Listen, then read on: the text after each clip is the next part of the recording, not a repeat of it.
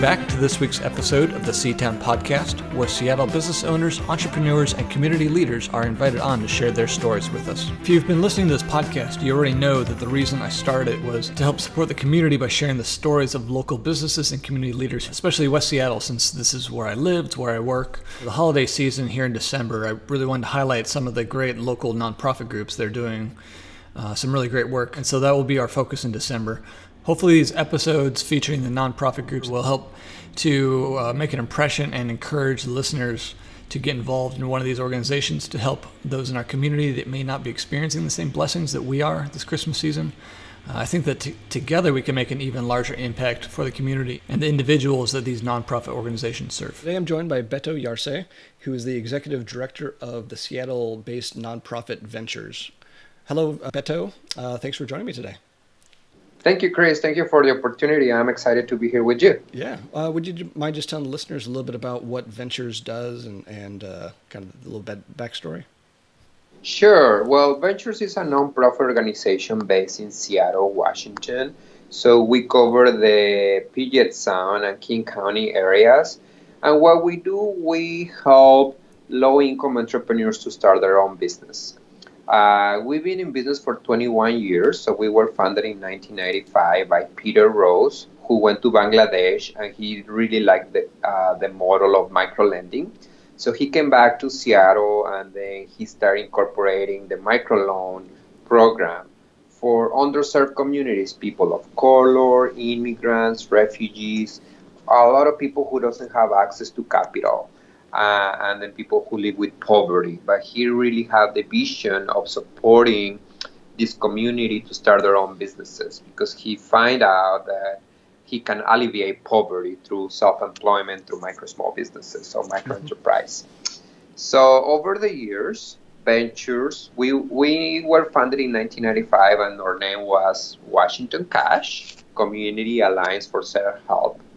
But over the years, we've been transforming the organization from a micro lender, so we are CDFI, Community Development Financial Institution, through a training program, a training lead organization. Okay. And what I mean about that is that we are focusing more on training and education on how do you start a business. And very successfully. We do have business developing training programs, we have technical assistance, ongoing support, legal clinics, coaching, incubators. We have 3 incubators, one for retail at Pike Place Market, one for food with a food incubator with a commercial kitchen and a food truck.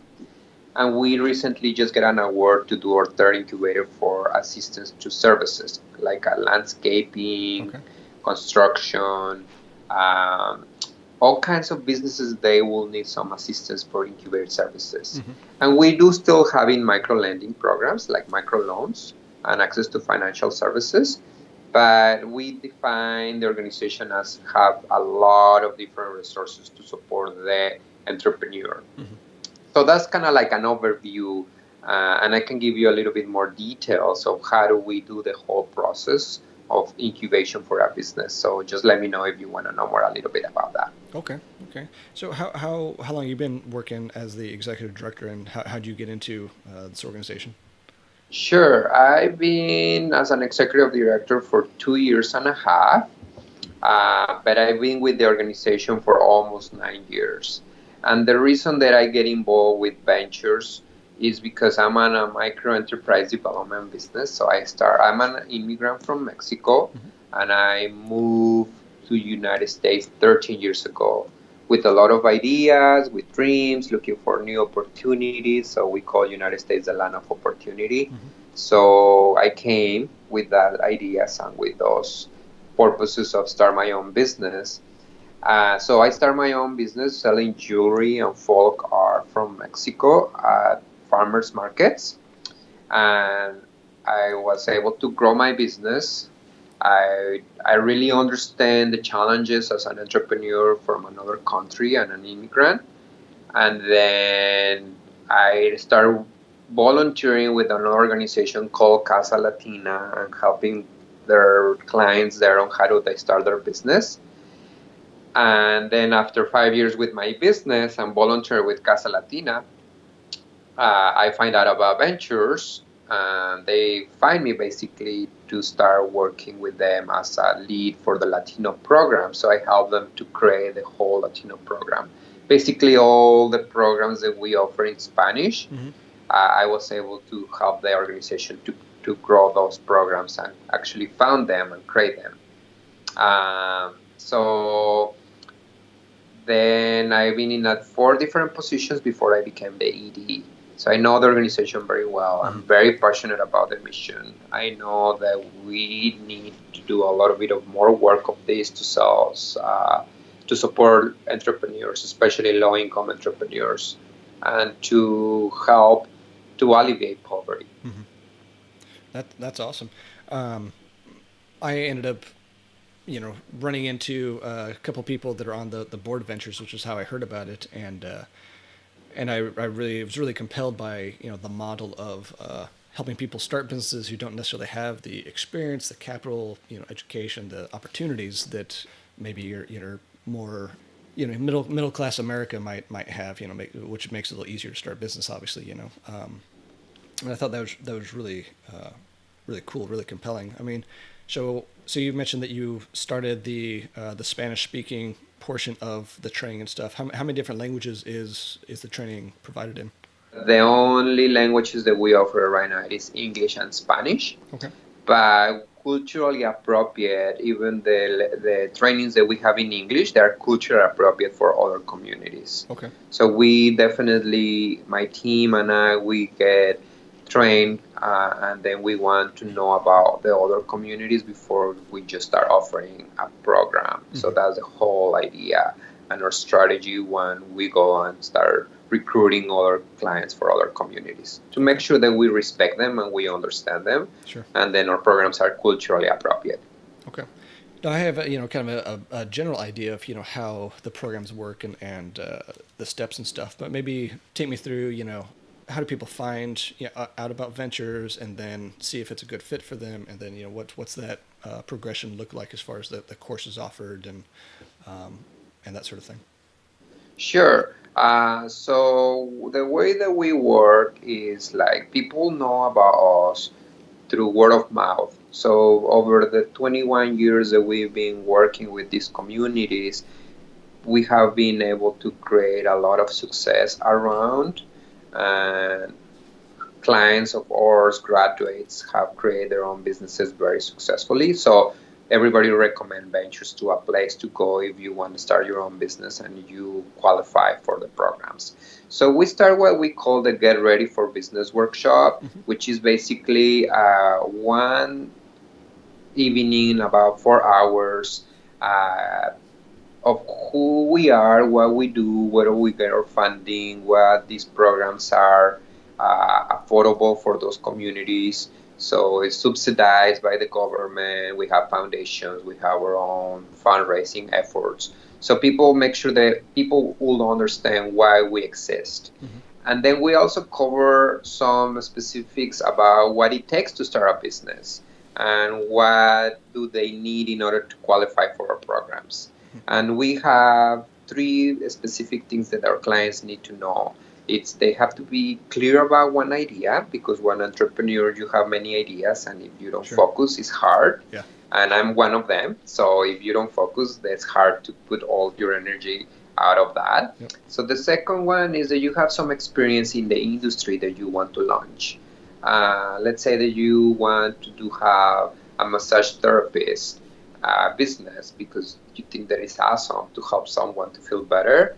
But if you don't have experience, how are you going to manage that business? And you're probably going to say, well, my nephew is just graduated from the school and I'm going to run the business. I think you need to know a little bit more than that. Yeah.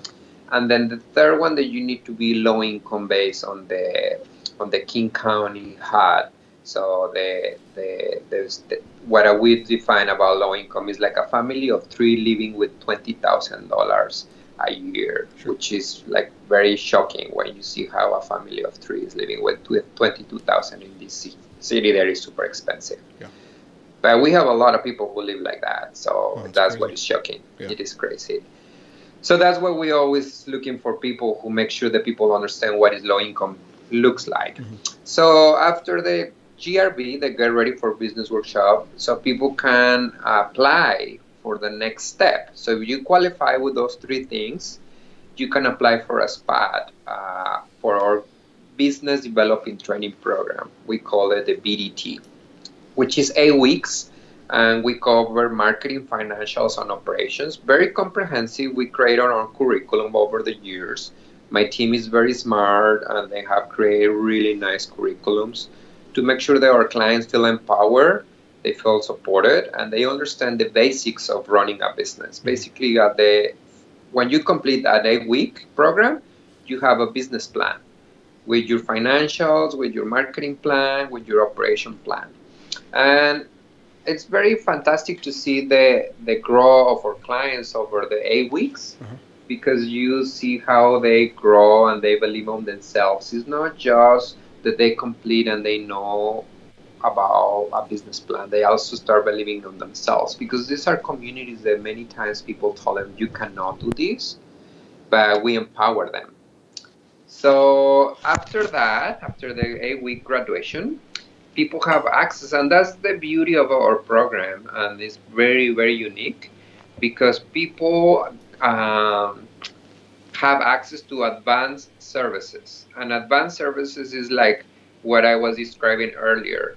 So we have ongoing support, technical assistance, coaching, we have legal clinics, we have financial management training programs for 14 weeks where you will learn about your personal finances, but also your business finances, and combine that and learn more about how do you manage your money better, and how do you get wealth. Yeah.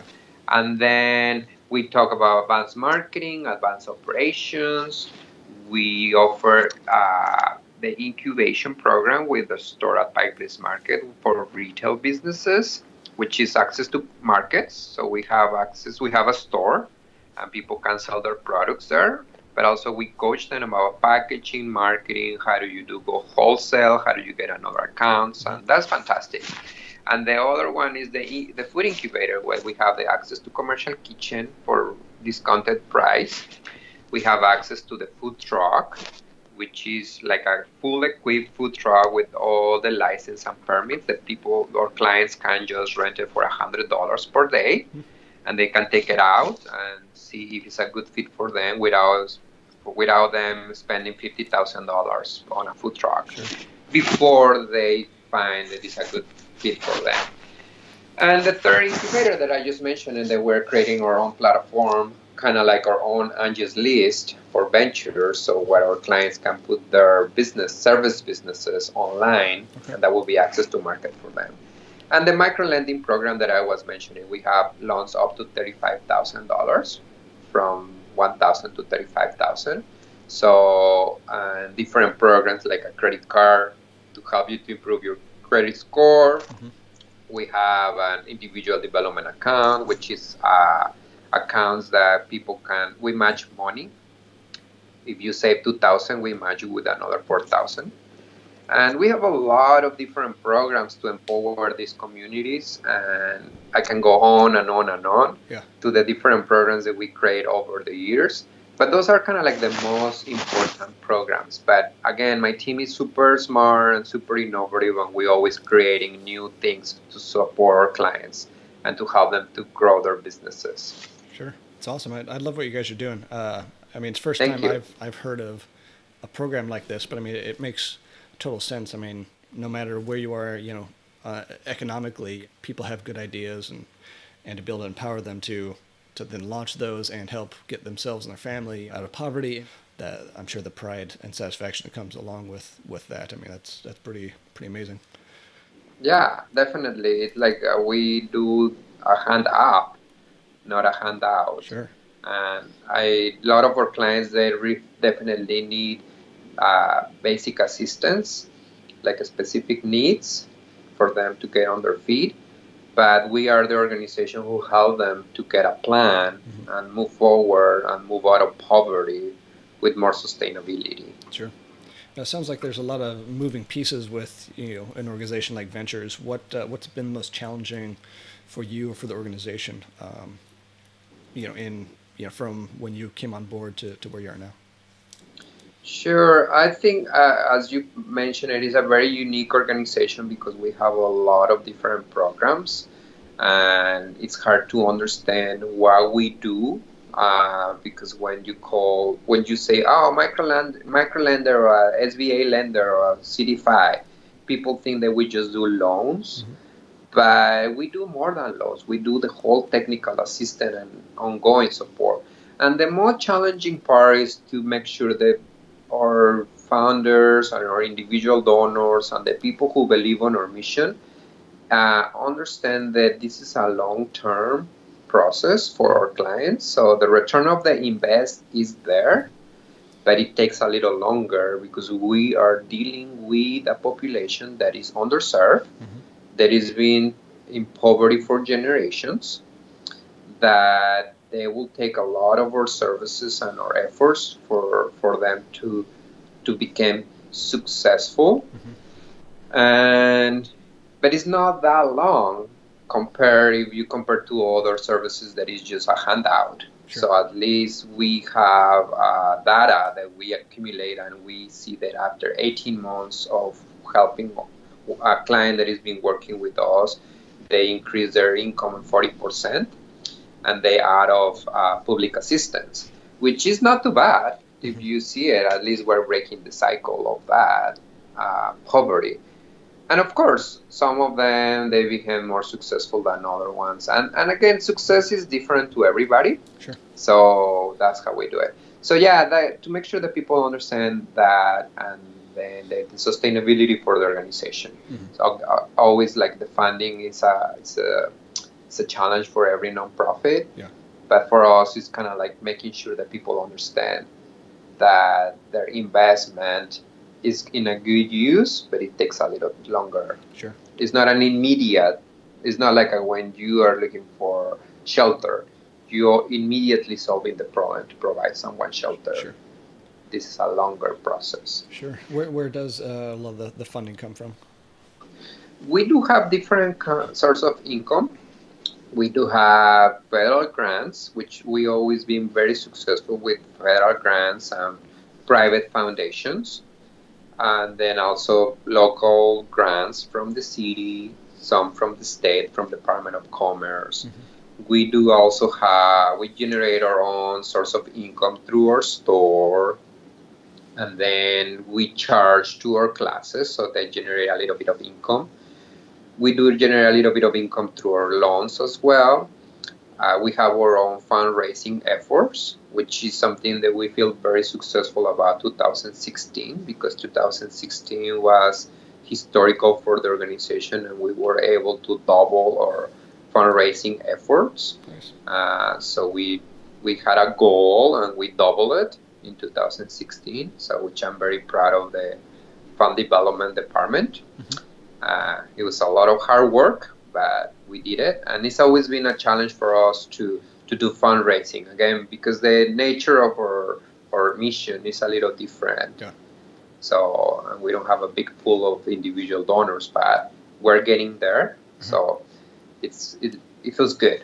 Yeah. So that's great. I mean, kind of going back to that question of success, I guess, metrics as far as, when things are effective or could be more effective. I mean, what are kind of those standards that either the funders look for or you guys look for internally as far as, hey, we're accomplishing our objective with where people are going in their businesses? Yeah. So again, we've been in business for 21 years, so then it's not easy to stay in business as a nonprofit if you don't accomplish your goals. Yeah. And many of our funders, they're been investing with us for a long time.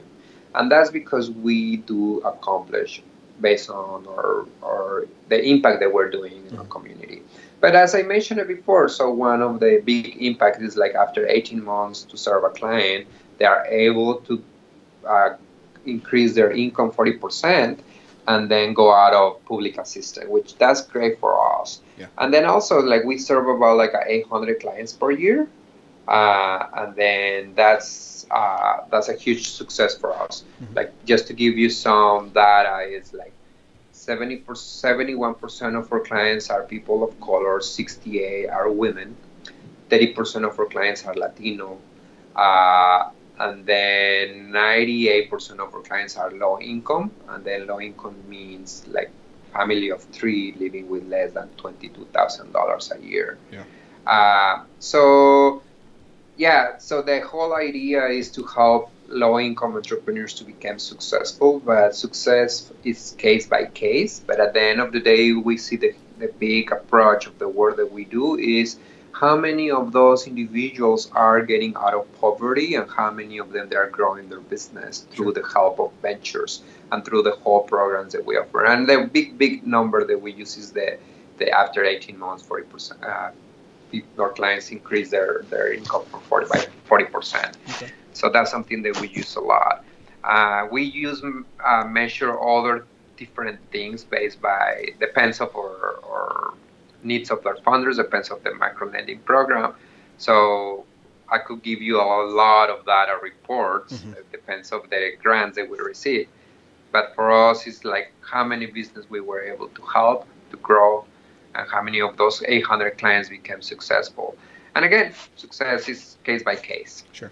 I know a lot of people have started several businesses, a lot of times you learn through your failures, and eventually you get to success. But I mean, even if that's the case, I'd imagine for your clients, people you guys are helping, that just the fact that you're able to give them a whole bunch of life skills to, to make that transition easier, or, go from one business that may not be the best fit to moving on to something else, like they're not going back into poverty, That's you just mentioned something that we actually in 2017, based on our strategic planning for the next couple of years, we're going to start measure better.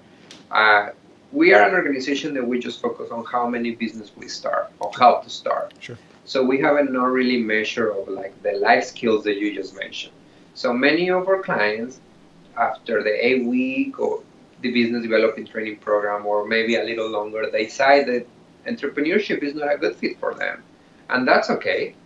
But after they've been learning and getting more life skills or technical assistant, they became better employees. Sure. And they are able to grow their income based on the new skills that they are getting by your that's training. Great too, so, and that's really great. So we're going to start measuring that next year to see how many of our clients who decide not open a business get a better living wage. And then how do they get better employees, and how do they get grow as a professional development and then get their jobs. So that's something that I'm very curious to see, because we kind of know, because we have a really good relationship with a lot of our clients, and they come into the office and say, you guys helped me a lot. I'm not starting my business, but now I'm the manager of the kitchen and I was just a cook. And that's fantastic, because from $9.99 per hour, now they're $15. So it's a huge increase. And that's alleviation poverty as well. Sure. That's great. What do you love most about your role in ventures and what you guys do? Oh, well, it's hard, but our clients are fantastic. They're so inspiring. As an entrepreneur myself, I see every time that someone walks into the door where we are doing a get ready for business workshop or a graduation, and I see those clients and the transformation, and they're eager, and they have their families, and they want to provide better, and they have the dream to send their kids to college, or they want to buy a house to provide better shelter, or they want to go on vacation because their kids never see the ocean. So you hear so many things. I've been here for 9 years, and I have seen all kinds of different stories. And those are the positive, but also it's like the challenging ones. So when you hear like someone is going to be deported, or someone is going to be about to be homeless because they don't have money to pay the rent, it's both fit me, like the ones that they are success as a story to tell is just like, oh my God, they made it. But the other ones also make me feel that I need to advocate and I need to continue working with the community to make sure that these people and these underserved communities get what they need in order to be successful, and then help them to grow and help them to feel secure about themselves. So those are clients, and I can talk about clients because I relate to them as an immigrant. And once on a time when I just moved, I was low income as well, and I have to work as a waiter and a nightclub checking IDs, and in the meantime I run my business. So I know how it is. But also the team that works at Ventures, the whole team from the board to the staff to everyone, it's so awesome to see that everybody who joined the team have the same passion for what we do. So Ventures is in a really good place right now as an organization. And I see the whole spectrum, clients, team, board, the community. And so it's a very tough question because, like when you say, what is the bring me a lot of passion, is like, entrepreneurship is something that it passion me a lot. It's make me a lot of excitement. Yeah. But the people that I work with and the clients and the team and the board and everybody. So it's a great team. It's a really great team. Sure, that's great. What are you mentioned that you're an immigrant from Mexico and you get a lot of minorities and stuff that end up being part of the program. What are some specific challenges that either you faced as a new immigrant here to the country, or that is just generally true experience for immigrants coming to America or trying to find work or whatever? Sure. I think one of the biggest challenges is it's not like a school to be an immigrant. Yeah. So you decide because you are looking for a new opportunity and you know that you are capable and you want to do something good. That's what the reason that you are deciding to leave your home, your comfort zone. And it's kind of when you are getting a new job, right? You're deciding to get a new job because you want to be challenged. You want to learn, you want to make more money, or you want to have better benefits. So everybody has their own story behind. The same as an immigrant. So you leave everything on back home, your language, your food, your family, your climate, everything. And then when you move to the new country, it's not any place that you can really go and navigate the system. How do you learn to navigate the system? Sure. So something that I always been a big advocate for other nonprofits and other government and things in my area is like, how do we empower and learn and teach these new immigrants faster than, because they came and many of them they lost a lot of time. Like I know people that have been here for 20 years and they don't speak English. And so how do that can happen? So how do we don't, and they don't speak English because they're on their comfort zone still, or because they didn't really understand how to navigate the system. So for me, it would be very fascinating, and I have seen it when people move and then you put it in an immersion.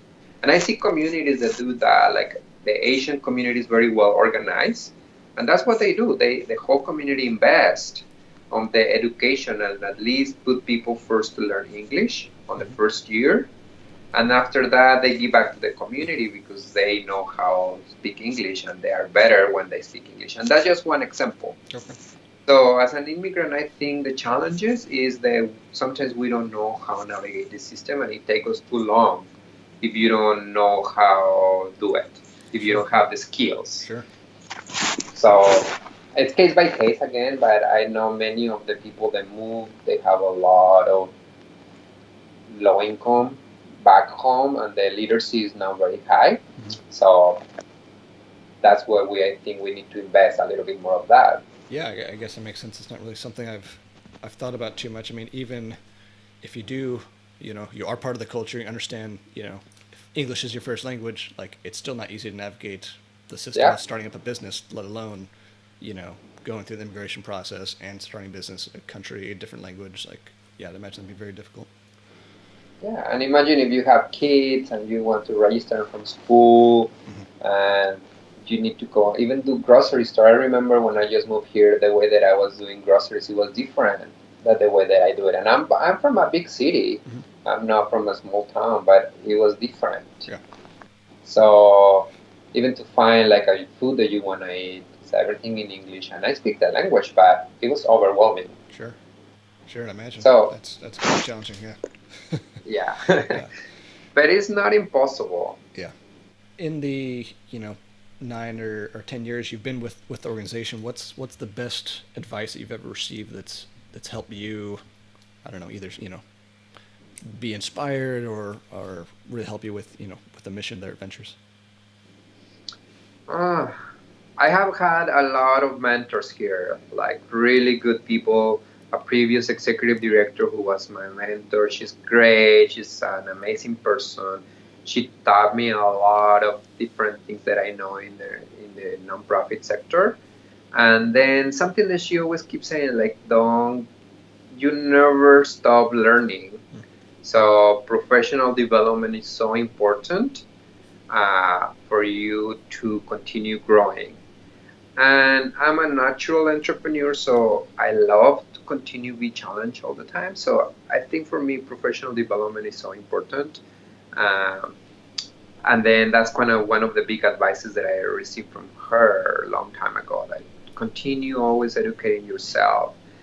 And another thing that I also helped me to be in this position or helped me to grow is to understand what a network means. And we call networking, right, when you want to grow your abilities to have more connections, whatever, to help you, that you can help them to achieve their goals so that they can help you, and then it's a community. So for me, community and network is very important because a lot of the things that I have accomplished is based on my network. Okay. And you call them friends, family, the family that you create as an immigrant here. You call your co-workers, your partners, other communities, or other nonprofits that they do the same kind of work that you do. So those are kind of the two things that resonate me the most, like networking, and professional development. Okay, great. Now, if my listeners want to know more about Ventures or get involved somehow, or refer someone to your program, what's the best way to do that? Well, we have a website that is very easy to navigate. We have all our programs and everything that we do, and our stores and the food truck and everything. How do you find everything is on the website. So it's venturesnonprofit.org. And then also people can call the office if they want to know a little bit and talk to someone. And the number is 206-352-1945. And we are very active on social media with our Facebook. And you can find us on Ventures Nonprofit on Facebook. Okay. And that's where we post all the time about our clients and events and what's going on with Ventures. So we're very active on that. So 3 things: the website, venturesnonprofit.org, Facebook, Ventures Nonprofit, or by phone 206-352-1945. Okay. Sounds good. Well, thank you very much for your time, Beto. It was great, chatting with you in person finally, and hearing more about Ventures and what you do there. It's awesome. I anticipate I'll probably be getting more involved as well. So I love what you guys are doing. Thank you so much, Chris, for making this effort. I really appreciate that you, as business owner, they're creating these kind of opportunities to talk about why it's important to support nonprofits and the work that we do. I really, really appreciate you. Happy holidays, and I hope that you have a great time. Thank you so much. Thank you. Well, that wraps up this week's episode of the C-Town Podcast.